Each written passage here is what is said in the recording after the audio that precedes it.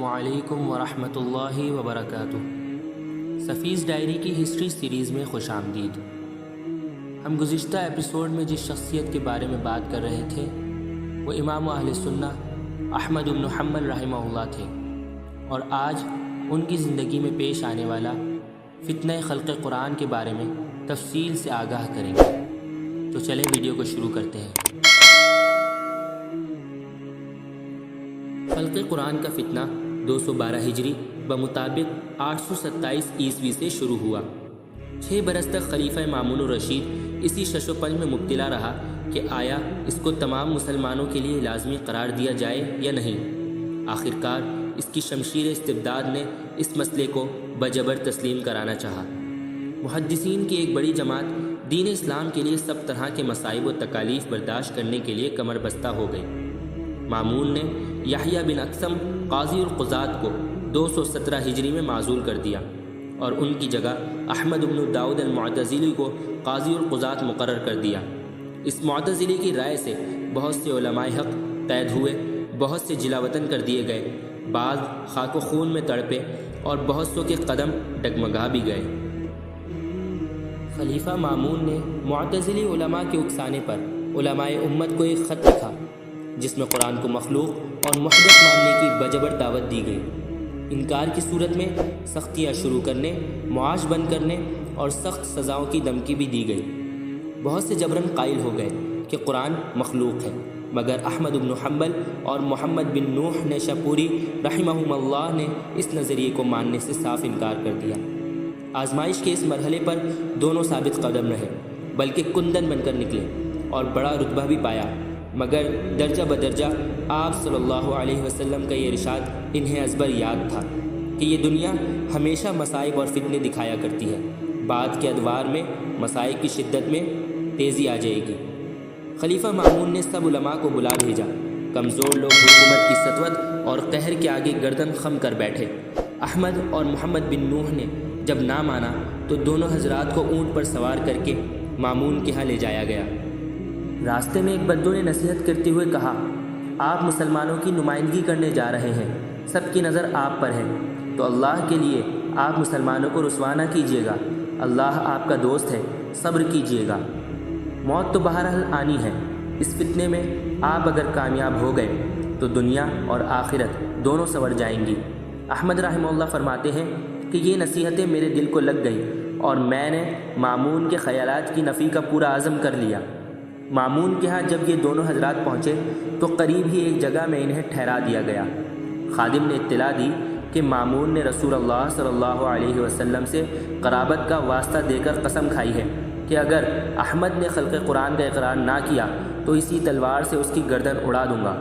امام احمد رحمہ اللہ یہ سنتے ہی گھٹنے زمین پر رکھ دیے اور آسمان کی طرف نگاہ اٹھائی اور عرض کیا کہ اللہ، اس فاجر کو تیری ڈھیل نے بہت مغرور کر دیا ہے کہ اب وہ تیرے دوستوں پر بھی تلوار اٹھاتا ہے۔ اللہ، اگر تیرا کلام غیر مخلوق ہے تو تو مجھے اس پر ثابت قدم رکھ، میں اس کے لیے ہر مصیبت سہنے کو تیار ہوں۔ اسی رات صبح ہونے سے پہلے مامون کا انتقال ہو گیا، مگر معتصم خلیفہ بن گیا۔ اس طرح معتصم مامون سے بھی زیادہ اس نظریے کے لیے سخت گیر ثابت ہوا۔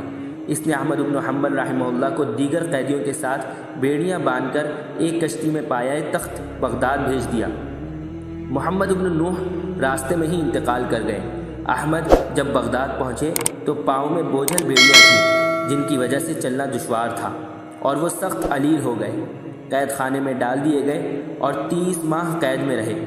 پھر معتصم کے پاس انہی بیڑیوں میں لائے گئے اور لا کر ایک کمرے میں بند کر دیا گیا جس میں اندھیرا ایسا تھا کہ کوئی چیز نظر نہ آتی تھی۔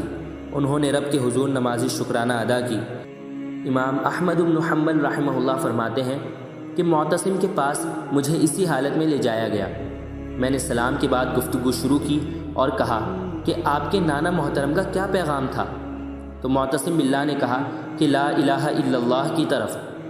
تھوڑی گفتگو کے بعد معتصم نے عبد الرحمن معتزلی کو کہا کہ ان سے پوچھو۔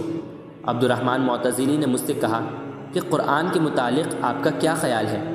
میں چپ رہا، لیکن معتصم نے اصرار کیا کہ جواب دو، تو میں نے کہا باری تعالیٰ کے علم کے بارے میں تمہارا کیا خیال ہے؟ اس پر اس نے جواب نہ دیا۔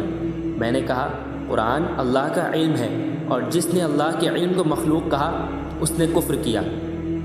کفر کے لفظ سے یہ جماعت بڑی سیخ پا ہوئی اور معتصم سے کہا کہ دیکھیے اس نے آپ کو اور ہم سب کو کافر کہہ دیا ہے، مگر معتصم نے توجہ نہ دی۔ پھر عبد الرحمن نے سوال کیا کہ یہ بتاؤ ایک زمانہ تھا جب اللہ تھا اور قرآن نہ تھا؟ میں نے جواباً کہا کیا ایسا تھا کہ اللہ تھا اور اس کا علم نہ تھا؟ عبد الرحمن چپ ہو گیا۔ بہرحال وہ جو دلائل دیتے میرے سوال یا جواب میں وہ خاموش ہوتے رہے اور بدتمیزی و بد کلامی بھی کرتے رہے اور خلیفہ کو بہکاتے رہے۔ میں کہتا دین کی بنیاد کتاب و سنت کے علاوہ کسی تیسری چیز پر نہیں ہے، مگر احمد بن ابی داؤد کہتا کہ بحث کا دار و مدار نقل کے علاوہ عقل پر بھی ہونا چاہیے۔ اسی طرح دوسرے اور تیسرے دن بھی گفتگو جاری رہی۔ آخری دن امام احمد کی آواز ان سب کی آوازوں سے بھاری اور اونچی رہی جو معتزلی فقہاء اور قضات کی تھی، وہ لاجواب رہے، اور خلیفہ مجھے یہی کہتا رہا کہ تم میرے مسلک کی تائید کرو، میں تمہیں مقرب خاص بنا لوں گا۔ میں نے یہی کہا اگر کوئی دلیل قرآن و حدیث سے پیش کر دیجئے تو میں ماننے کو تیار ہوں۔ بعد ازاں خلیفہ نے میرے ہاتھ پاؤں بندھوا دیے اور مجھے کوڑے برسوائے۔ میں بار بار بے ہوش ہوا۔ جب پہلا کوڑا برسا میں نے بسم اللہ کہا، جب دوسرا پڑا تو لا حول ولا قوت الا باللہ کہا، اور جب تیسرا پڑا تو کہا قل لن یصیبنا الا ما کتب اللہ لنا۔ بے ہوش ہوتا تو چھوڑ دیا جاتا، ہوش میں آتا تو دوبارہ مارنا شروع کر دیتے۔ میں جلد بے ہوش ہونے لگا تو معتصم باللہ ڈر گیا کہ کہیں اب یہ فوت ہی نہ ہو جائیں۔ اس نے ضرب بند کروا دی۔ جب ہوش آیا تو معتصم کے ایک کمرے میں ہی خود کو بغیر سلاسل کے آزاد پایا۔ یہ واقعہ 25 رمضان 221 ہجری کا ہے۔ مجھے گھر پہنچانے کا خلیفہ نے حکم دے دیا۔ راستے میں اسحاق بن ابراہیم کے ہاں ٹھہرے۔ کہتے ہیں کہ میں صائم تھا، کپڑے خون آلود تھے، اسی حالت میں نماز ادا کی۔ ابن سماع نے کہا کہ آپ نے خون کے کپڑوں میں نماز ادا کی؟ میں نے کہا ہاں جی، سیدنا عمر رضی اللہ عنہ نے خون بہنے کی حالت میں نماز ادا کی تھی اور ان کے زخم کا خون فوارے کی صورت میں نکل رہا تھا۔ احمد بن حنبل کو کوڑوں کی ضرب کی وجہ سے ہاتھ اور ہونٹوں پر سردی کا اثر تا وفات رہا۔ معتصم کے بعد الواسق باللہ کا دور آیا۔ اس نے اعتزال نوازی کی حد کر دی۔ اس نے بھی امام احمد کو بہت زیادہ پریشان کیا۔ واسق کے عہد میں قیصر روم کے ساتھ جنگی قیدیوں کا تبادلہ ہوا۔ اس نے حکم دیا کہ جو مسلمان قیدی قرآن کے مخلوق ہونے کو تسلیم کرے اسے آزاد کرا دیا جائے، اور جو اس کے خلاف عقیدہ رکھے اسے دوبارہ قیصر کے حوالے کر دیا جائے۔ واسق باللہ کے انتقال کے بعد متوکل باللہ خلیفہ ہوا۔ احمد بن حنبل رحمہ اللہ پر جو پابندیاں عائد کی گئی تھیں وہ سب ختم کر دی گئیں اور انہیں رہا کر دیا گیا۔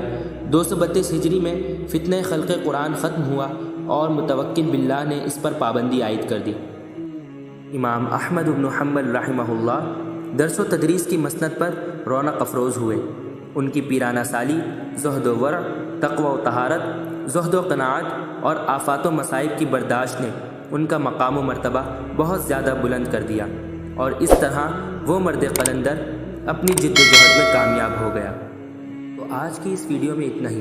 اگر آپ کو یہ معلوماتی ویڈیو پسند آئی ہے تو اس ویڈیو کو لائک کریں اور دوسروں کے ساتھ بھی شیئر کریں۔